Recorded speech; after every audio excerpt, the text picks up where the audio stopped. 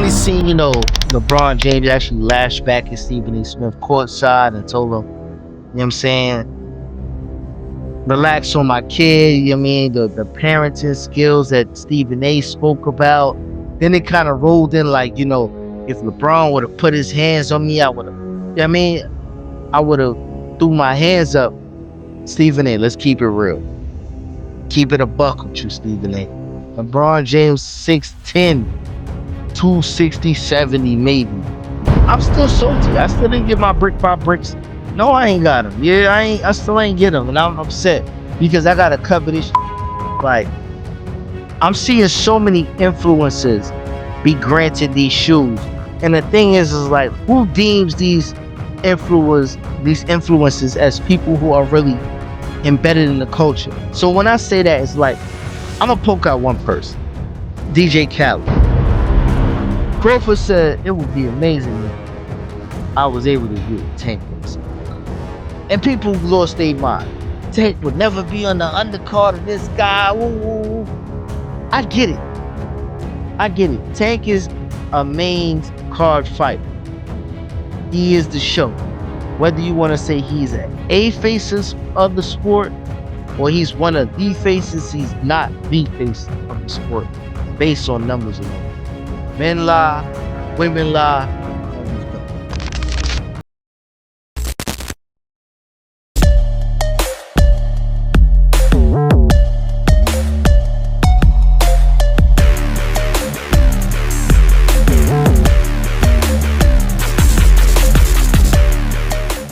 What's going on, everybody? It's your boy Remo, aka Mr. Restress. Back to another episode of Let's Talk Fashion, powered by the JBT Network. I'm your host, Remo. And what could I say, man? Listen, I don't know where all the people come from after the live show. Cause we be having like a few people there chatting back and forth. And then you look, it's just 1,000 views here. The comments is flooded.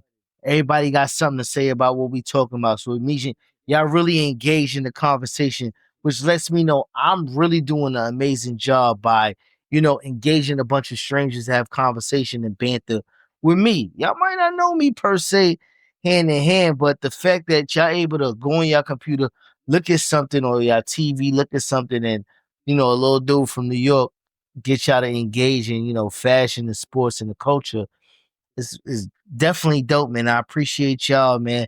Don't forget to hit me on rich_threads. You want me to tap in and see what y'all got going on as far as fashion and Clashin. Y'all outfits is looking better than mine. Just tag me on online or send it to my email. I think it's Let's Talk Fashion TV at Gmail. But y'all can figure it out, man. Rich_threads on Instagram. Everything is there. Linktree is there. Y'all know how to get in contact with me. But with that all being said, man, we got a lot going on this week. We got LeBron going back and forth with Stephen A. Smith. We want to know, are the sneakerhead and the streetwear community tired of these old ass influencers that nobody's really checking for? And these sports teams, they just being sold left and right now all of a sudden. And then we're going to talk fantasy fights and, but we're going to get there. So let's jump right into it, man. We ain't got no time to waste. Stephen A. Smith and LeBron James.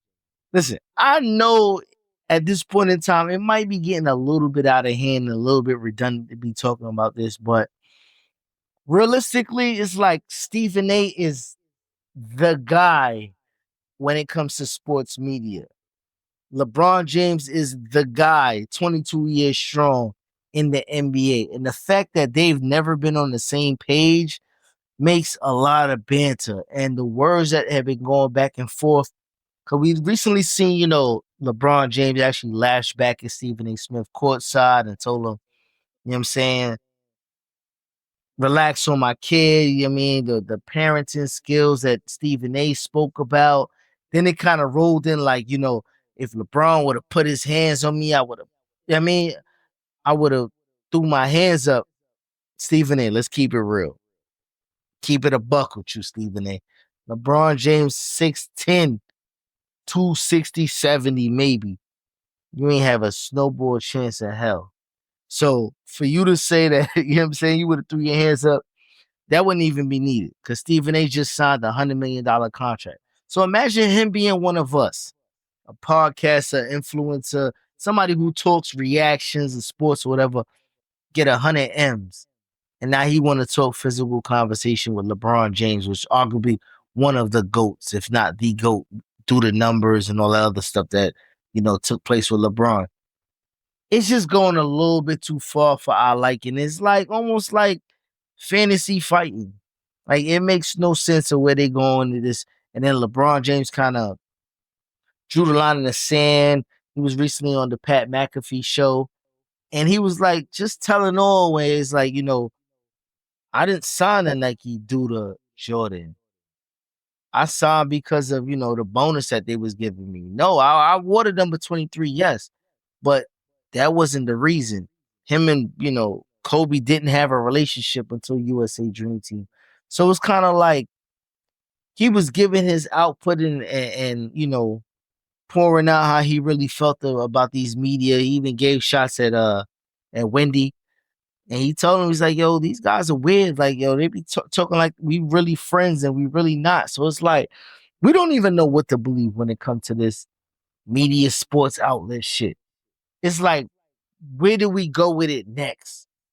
LeBron James, who's arguably like, one of them guys that we don't really hear speak on every outlet, he's telling how he feels now. So it's like, is it going too far? Stephen A, he poking at it. Sometimes you gotta let shit end where it ends. Like it has to have an end point. But this one seems to be getting nastier and nastier where Stephen A comes back and he doesn't respond. And me and him don't have a relationship. We never had a relationship. This is 20-something years going down the line of this shit. So it's like enough is enough at this point. LeBron is who he is, Stephen A is who he is, and they both super respected in they spaces of work. But the only thing is like, Stephen A, you're not gonna win this battle. LeBron James is a media darling. He's really holding the flag for the NBA until somebody that they deem is, acceptable to move LeBron James off of the flag. So he's still holding the mantle. So going to war with him is not going to work. And I just think the fact that we keep talking about, you know, the stats from Jordan 48, the game has evolved itself. Like where the rules have changed, LeBron James' numbers speak for itself, and to really be comparing himself to one of the greatest people in a whole different era and not even giving LeBron his credit in this era is my problem with what's going on with this. It's kind of like a disconnect when it comes to age brackets. So LeBron James is the man of this era. Jordan was the man of the past era, and Kobe was the man in between all of those eras. So it's like, what is there to discuss? The game evolves, money evolves, teams evolve, the way that they wear their clothes, sneakers, everything evolves. So it's like, I think they should just leave this shit alone, man. LeBron, you said your piece. Stephen A, you said your piece. Who gives a shit at the end of the day, man? Let's just be great. We all black people trying to get bread in this space. So let's just enjoy what we got going on and fuck it, man. Agree to disagree. And that's just that. Now, we spoke about a little bit of Jordan, and I'm still salty. I still didn't get my brick by bricks. No, I ain't got them. Yeah, I still ain't get them. And I'm upset because I gotta cover this shit where it's like, I'm seeing so many influencers be granted these shoes. And the thing is like, who deems these influencers as people who are really embedded in the culture? So when I say that, it's like, I'm gonna poke out one person, DJ Khaled. Still, still, still, still, still,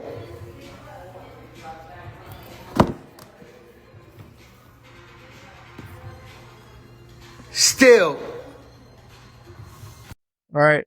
We see him get all the custom boxes shit to the crib, and he got he got the different packaging that nobody else had. One of 23 pairs, and I get it because he's put his stamp in the game, but the game itself has evolved where I don't think kids or people are really looking at how big of an influence Khaled is to the rollout of these sneakers. I don't even remember Shorty's little name, but I think her name was Jazzy. Did you really do drifts on a tricycle when you were 4 years old? Yeah, that's a brick. What's a brick? A building block. You know, like piece of my story. Did you really turn pro at 18? Brick. Without competing?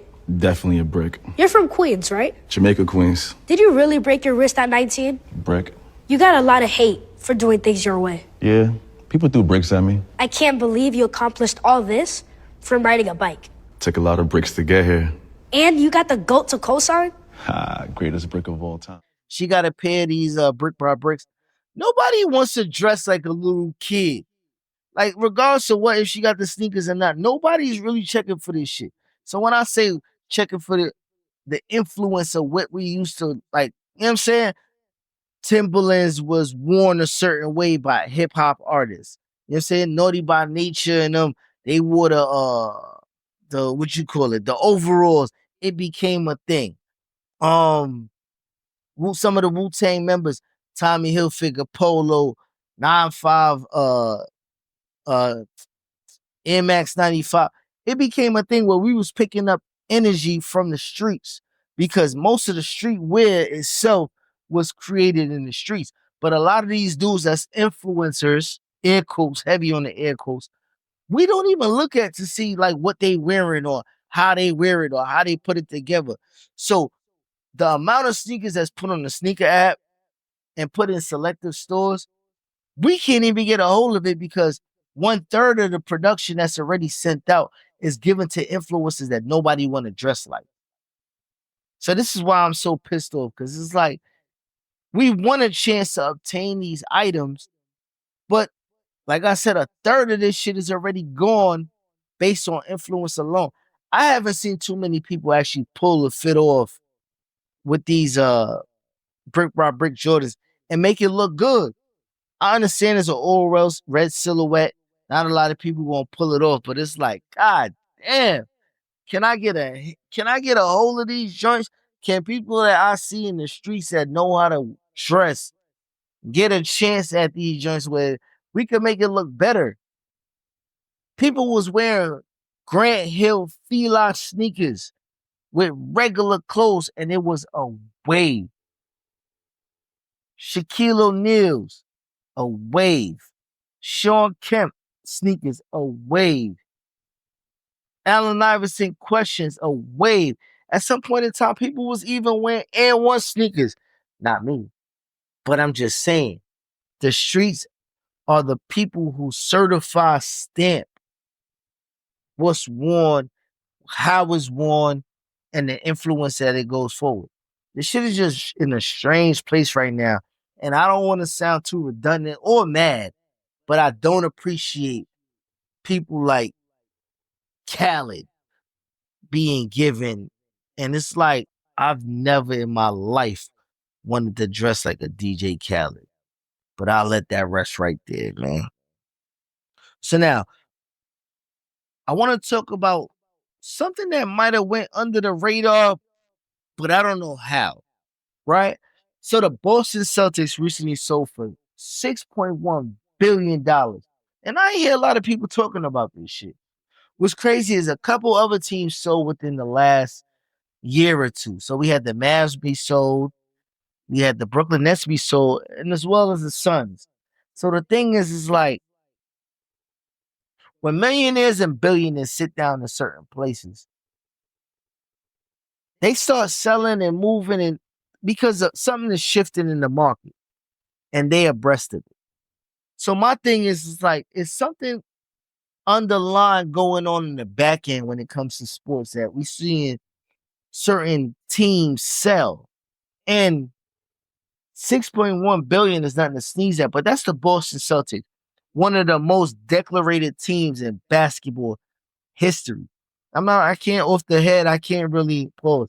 I can't really say how many championships that team has, but it's like, would you sell the Boston Celtics that just came off an NBA championship? I understand you might be selling high at this point. That's the way to do it. That's the way to go. I think the Golden State Warriors actually sold recently too. But it's like something's going on in the back end that nobody's talking about. And the thing is like, what would the Knicks franchise sell for? What would the Lakers franchise sell for? And it's really astonishing to me that, as much successful black individuals we have in today's society, that the minority ownership group is so minute in the NBA where, like, could you see like a Melo, Braun, CP, and Wade come to a collection and be a majority stakeholder in totality for a team? I know Braun damn near had $1 billion himself because a motherfucker know how to rake that bread in. But the thing is like, we don't have a majority owner that's black. And I believe Michael Jordan probably was the last one, and he done sold his stakes in the Wizards and became, I guess, uh, lesser percentage owner. But whatever the case is, it's like, it's just interesting to see that, the budget is going up, the TV money is going up, everybody's getting paid an abundance amount of money. So what we don't never think about is, if a team is willing to sell at $6.1 billion with revenue to be made, you still have concerts in these places and all this other shit that takes place in these arenas and all of that, right? So my question to you is like, what are these sports actually worth outside of face value? What contract is enough to deem as though like he really taking a chunk of what this shit is really made out of? Cause we done seen contracts at like 600 M's by the time of this 5-6 year deal. This shit is getting out of control, but it's like from the 90s, 80s contracts, we're like, yo, these dudes, this is an enormous amount of bread that nobody thought they would ever see. But the actual TV revenue is increasing. Merchandise, the cost of living is increasing. So what's next for these sports teams, and who's untouchable, man? Because I could see, James Dolan be like, you know what? I'm not willing to sell. But then turn around and be like, you know what? This number is too high. Give me my bread. Let me get that over there. So we're going to check out what we got on feet this week. We do have a pair of South Beach LeBrons. I think these are the 8s right here.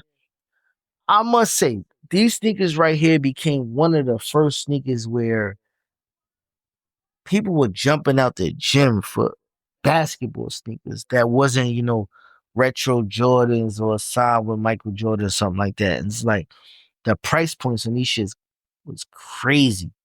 I remember I couldn't obtain them when I was in college. And I'm like, I was trying to get my hand on it, but it was so hard to obtain. We couldn't get to it, man. But now we officially got them back on feet, man. But I want to just take some time out to really talk about something very interesting. This Canelo Alvarez and Crawford fight. So let's just put this out for perspective. I am one of the hardcore casual fans when it comes to boxing, and I just look at things in a different perspective. It's not always about the X and O's. It always isn't about fandom. It always isn't about, you know what I'm saying, the PBC or the sanctioning bodies. For me, I like to watch good fights, and I like good fights to be put on with good names. Who's gonna come out to be the winner or loser? Sometimes I really couldn't give a shit. I have no fandom when it comes to any of this. But what I would say is, this is kind of one of those fights where you see Crawford and Canelo. It's like those fantasy fights people talk about, the what if, and if these people grew up in the same era, if these people ever met up in the same weight division. This opportunity is here. So Canelo has been around over the test of time to the era where he kind of piggybacked off of Mayweather. He might have lost to Mayweather, but he was on a lot of his undercards. When Mayweather took a step from the game, he was really putting hands and feet on people where he was knocking shit out and he became a household name and a worldwide name where he became one of, Mexico's basically superheroes. His average numbers 500, 600, 700, whatever you might be upset about, but that's his numbers. So then you have Crawford. So Crawford, they say, oh, he might not have fought the most craziest competition, but at the end of the day, he's a 2-weight division undisputed champion. And that's just something, a conversation you can't take away. Whether it be 1 year or 5 years or 6 years or whatever it took for him to obtain that, right? So now every boxer is not going to be given the biggest stage to present himself to be the guy, right? So Crawford kind of went through one of those phases where, I don't know whether he was a black guy on ESPN and they ain't really buying to him. He wasn't, I know his promoter said I could have sold a house in Malibu for the amount, whatever the case it might be. But the talent is there, right? He got his opportunity to go against Errol Spence. Regardless if it was weight drain, regardless if it was injuries, if he was high, if he was on ketamine, whatever, car crashes, it was a different level of talent that separated themselves that night. We've never seen Errol hands put on him in that manner. We've never seen Errol look like that. So now he takes that momentum. He goes up against a guy at what's that? At 154, he captures a belt. It doesn't look too good on everybody's behalf, whatever the case is, but he won the fight. All right. So now he's like, all right, you know what? I want to challenge myself because I'm slated to be as one of those guys. I want to go against the big guy, the marquee guy of the sport in totality. Why would we be mad about seeing this fight? If he's challenging himself and he actually believes in it, if you see him in the interviews, he sat down, he's real calm and he looks confident and he doesn't look befuddled that, he's getting this opportunity. Charlo got this opportunity, but he was real like not himself. It wasn't no barking, it wasn't no screaming, it was real respectful. Crawford not being disrespectful, but he's really confident in the space and I'm really enjoying it. And I want to see this fight. So now, Crawford said it would be amazing if I was able to get Tank on this undercard. And people lost their mind. Tank would never be on the undercard of this guy. Woo. I get it. Tank is a main card fighter. He is the show. Whether you want to say he's a face of the sport or he's one of the faces, he's not the face of the sport based on numbers alone. Men lie, women lie, but the numbers don't. Canelo's numbers against my local Amazon guy would still be 300 to 400,000. And that is the peak for Tank without Ryan Garcia. Let's keep it real. Let's call it ace and a spade. But what fans don't realize is the greatness of the sport is what's more important in this state. So wrestling and UFC have a moniker, the way they handle their business, where you get the best fights for a pay-per-view card, right? And let's just say Tank is the undercard to the main or the co-main. Let's just say co-main. You put a fight bonus on there. Who has the most entertaining fight? Now it's an extra purpose. You got the turkey guy coming about. If he got the money to put it on, who are we as fans to say, I don't want to enjoy 4 straight hours of boxing like I would enjoy the whole WrestleMania or the whole Royal Rumble where there's no low in the action. And sometimes we watch the sport and we say, you know what? The undercard was better than the main card, or this fight was better than the main card. It happens all the time. But the key is, are you really getting what you want out of the sport itself? That's the major key. And we got to remember, y'all, to grow the sport has to be great. The sport has not been great for a long time. And as consumers, to be paying 30, 40, 50, 60 to $90, $100 for a card, and it's not entertaining from front to back, what are they selling us?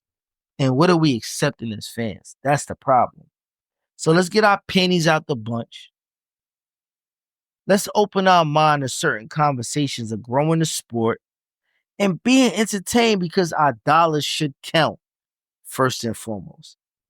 But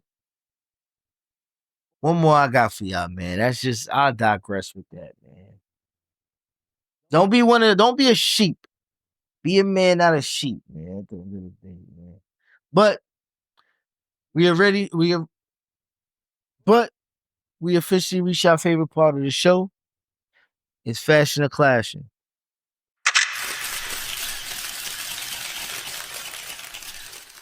Now, when we say fashion, we say, oh, I like that. That's some shit I'll put on right there. Then it's fashion. Or, I ain't really feeling that right there at all. Get that shit the fuck out of here. Then it's clashing. Let's go to the first look. Let's see what we got this week.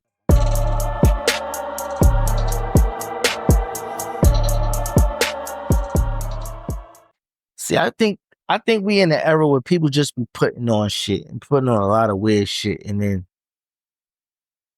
calling it fashion. Like the cowhide, this outfit didn't do nothing for me. Like, I get it sometimes, but this time, not. I'm good. I can't even really explain. I'm good on this outfit, man. It's clashing. Let's go to the next look and see what we got. Hey, so I'm on my way out the door, but before I go, just wanted to give y'all a quick little fit check. Cardigan, Jumpman, Union, Becky Beauty Supply. My button-up shirt is from Topman. The pants is actually from Amazon. They were part of the Notorious Kia drops. Really some of my favorite cargos, not even gonna lie to you. Shoes, y'all see it, we got the metallic 5s today. Hat, bucket, Supreme, got my jewelry, and yeah, that's about it. You know what I could say with this look? I'm not supposed to enjoy this look. I'm not really supposed to like it. But this is a good outfit, man. It's different layers, different sizes of clothes. The only thing I didn't enjoy was maybe the hat, but that could always be interchanged for me with the fitted hat, or a dad hat, something like that. So I'm gonna go fashion with this one because of the different layers and silhouettes of clothes. I like it. It's not bad at all, man. Next look.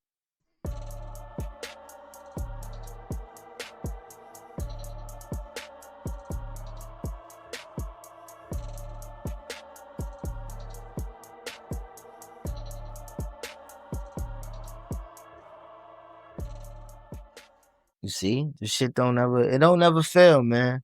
Another brick by brick failed outfit, man. This is like, all right, the gym teacher got a cool pair of sneakers given to him by his son, or whatever the situation. This is clashing, like, oh man. It's like, this is part of the conversation that we was having. You get a good pair of shoes and you don't know what the fuck to do with it. Next look, y'all. Cause just go to the next look. We have an absolutely insane unboxing to do today. About a month ago, I started to develop an unhealthy obsession with Prada. Just scratches a really nice part of my brain that I really like. I'm really loving it. The moment I saw these on the runway, I don't know how I was gonna get them, but I just knew they were gonna be mine, okay? And mind you, only 3 of these in the world. 3!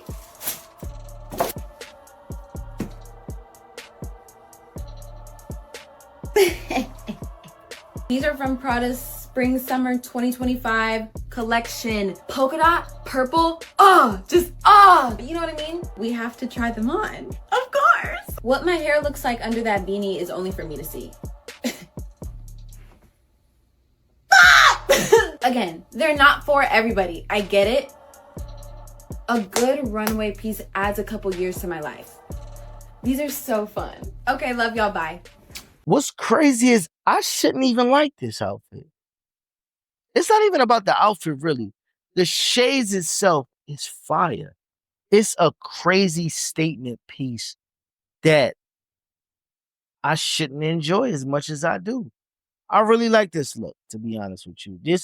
This right here, these pair of glasses slash babushka scarf at the same time should not be as enjoyable as it is to me, but I like it and I think it is very fashionable. So I'm gonna go fashionable. Where it will be worn is a whole different conversation, but it can be worn in very tasteful ways and very fashionable ways. So that's why I said there's a necessity for these sunglasses, do-rag slash bandana slash babushkas slash statement piece, y'all. This is a statement piece. So it's fashion. Next look. Love your outfit. Thank you. Tell us what you're wearing. Let's see. Chanel sneakers. Oh, these are so cool. I love the colors. Yeah. Love them too. They kind of go with everything. And then the Gucci, Yes. which I wasn't planning to wear today, but I'm glad I brought it because it's cold. Yes. And then the Chanel. Little Chanel. Yeah. Can't hurt anybody. Chanel. And then my jewelry. Love this. Tell us Thank about the you. rings. You know, my mother-in-law had this ring and I inherited it from her. Gorgeous. Thank you. The emerald. And then my husband, this one, and this one, and this one. This is Rolex. Beautiful. And this came from the Kraft family. Oh, gorgeous. Thank She's you. a beauty. And a bag. A beautiful bag. I And love my the bag. colors. I love my bag. It's Hermes. I love the colors Thank on you. you. I do too. One last thing. Share with us, what's your favorite fragrance? I am wearing Trish McAvoy number 9. Love it. How about you, sir? What's your favorite fragrance? I like the, I call it Polo Blue. Ralph Lauren Blue. It comes in a blue bottle. Love it. Thank you so much. Thank you. Let me say this, yo. I feel so bad for this old man because his whole pension, his whole 401k is just going to her stylish activities because he looked like the regular schmo. Like, you know what I'm saying? He looked like he shop at Kmart or something like that. And she got Gucci and Louis and Bottega and she got all this shit. It's a dope outfit for an old lady. She put it together, you know. Monogram is not usually the way that, you know, I appreciate, but for what's going on here, it's a good look. It's a good look, man. She don't look like, especially for an elderly woman, she got the cozy fit on. So I'm rocking with it. I mean, I probably throw my Mars or something like that as well. So it's definitely a fashion, man. Let's go to the next look, y'all. I used to like the way my mom used to dress. My mom was a snazzy dresser. And she used to shop things, these are shoes and her hats one time at Gold Blues used to be on North and Charles. And I remember one time I went to North and Charles to get something, they put me out. And I went home and got my mother, she took me back. They say, my son ain't coming in here to do nothing. He just wanted to come here and buy something. Cause I had my own money. I only was about 14. And I went there and bought me a members only jacket. My father was jazzy. He was jazzy. But, you know, such as your son, he'll take what you did to another level if you choose to do what you do. Right. I would say I just took what I did to another level as it related to dressing and when it came to what I seen my father do. And I met a lot of guys coming up. I would say they were cold-blooded dressers. Now, this is just player shit, y'all. Like, this is what you look like when you know. It's like certain errors where you know, like, how they got to their outfits and the time and the effort that it took part to really bring this shit together, tying colors together to the shoes down to the socks. And this is player all the way through, 1000%, man. Shout out to this dude. And really bringing out pops of color to make it really stand out. So I like everything that's going on here. This is definitely fashion, man. Next look and see what we got. All right, you guys already know outfit of the day, but nowhere to go. So let's talk about it.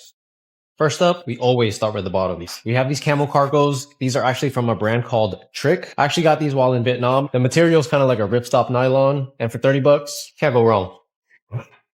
Baby girl, let me see you. Next up for the top, we're gonna go with the zip up hoodie. This one's actually from Happy Memories Don't Die, or HMDD, but I'll leave it in the comments for you guys below. You probably don't know this, but yellow is my favorite color. So as soon as I saw this was a no-brainer. And then for the accessories, you guys already know, it's chrome hearts. As mentioned before, this is an Asian household, so we don't wear shoes in the house. But I'm gonna throw these on for you guys so you can see the fit. We're going with the classics, Air Forces.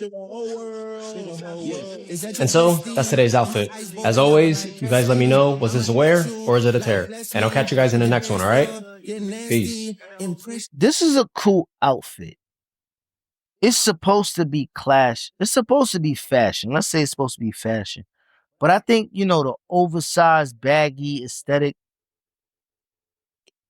is being overdone and drawn out at this point. Because it's like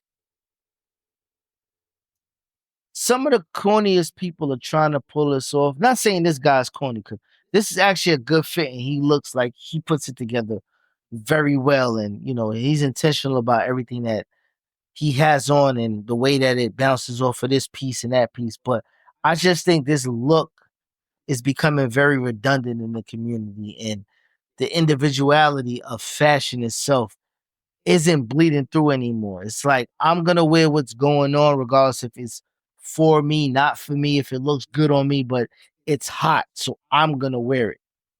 So I want to say this is not a bad fit, but I'm going to go Clashin because I think it's being overdone and oversaturated. So it's going to be Clashin this week. And I didn't really like the white Uptowns. I don't even care if it was Cactus Plant Flea Markets. Nah. Next look and last look, y'all. Yo, it's your boy D Swish. We in New York. I'm here with Meek Miller, you already know. Yes, sir. Yes, sir. Yo, I'm not gonna lie. I like this fit you got on, twin. Yeah, for sure. Run me through what you're wearing, bro. I don't even know what the cargos is. I don't know what the jacket is. It's just some shit. I don't know the name of it. Ricky mixed with that. You already know. Lloyd Skelly's. The regular vibes. Where you from and how'd your upbringing influence your style? Huh? Where you from and how'd your upbringing influence your style? I'm from Philly. East Coast upbringing. Word. And what's something we can't tell from looking at you? Huh? What's something we can't tell from looking at you? I don't know. You should be able to tell, right? Word. Can we get some motivational words before you dip? Chase your dreams, man. Don't let nobody get in the way. Word up. Thank you for your time, twin. Appreciate you. All right, we gotta go though, y'all. In my book, it's kind of safe to say that Meek Mills is probably the worst dressed rapper out. You know what I'm saying? For all of the Rolex and this and that he be talking, his aspect of actually, dressing, it doesn't add up to all of that. Look at this outfit right here, man. He has like the moccasin fringe leather jacket to go with whatever pants that is, and a pair of Ricks, and the beanie look it's clashing, my guy. One of the worst dressed rappers ever. And it is what it is, man.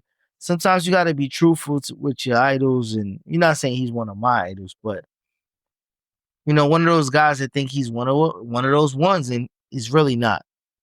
So once again, that's definitely clashing in my book. But with all of these looks, I could take y'all votes and put it in the chat, or leave a message on how you feel about how you would award this. And once again, if you think as though you got that drip and you could put that shit on, always tag me on rich_threads on Instagram, or hashtag Let's Talk Fashion, or whatever. However you gonna get it to me, we can always review it, because my word ain't always golden, man. But that's all I got for y'all this week.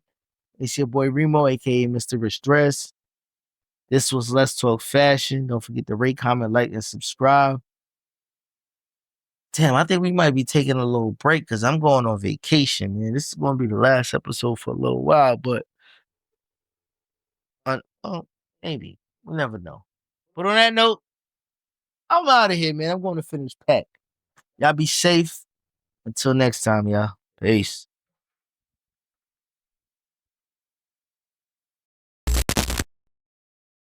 So what's your take? I'm gonna be passionate about this one. Okay. People should stop saying French people look gay because it's lame. 100% disagree. I told you I'm gonna be passionate. I told you. First of all, straight men been copying gay people for decades. That's true. They've been culturally appropriating gay people with Yeah. skinny jeans, sneakers with platforms, pouches, scarf on the head. Gay is 10 years early. Yeah, don't say it looks gay because you're gonna wear it in 10 years That's and forget true. you said it. That's my first point. Second point is, like, most of the big brand in the world are French. So if we look gay, you look gay too. So what are you trying to say? You look cool. I know. Because gay people look cool because they're brave. It's true. Because they have to. It's So true. they take the risk on the style level that you're not willing to take. And then it gets trendy. And then you wear it and you forget that you said he was gay. You know why I'm upset right now? Because you agree. No, because I don't look gay. I really don't. You look gay, I don't look gay. I do. I look like a straight loser. I mean, this What do you looks a think? little bit gay. Oh, yeah, a little bit. yes. Hell yeah, that's because of Purple Gang. I got this just for the shoot. Okay. I found out you were coming on. You got this because you're in Paris. Yeah, I did. What's this? This is nice. Yeah. Have you always looked like this? Gay? Yeah, almost always. Yeah, Really? Yeah. But unfortunately, I'm not. Oh, you're not. You're not No. gay. Well, you look good, man. I don't know what to tell you. so much. I think I'm falling in love with you. Maybe because you were in Paris. Ah! Not because it's gay, but because it's romantic. I know, it's the city Romantic. of love, baby. Yeah, it is. All right, 100% agree. I changed my mind. Let's go.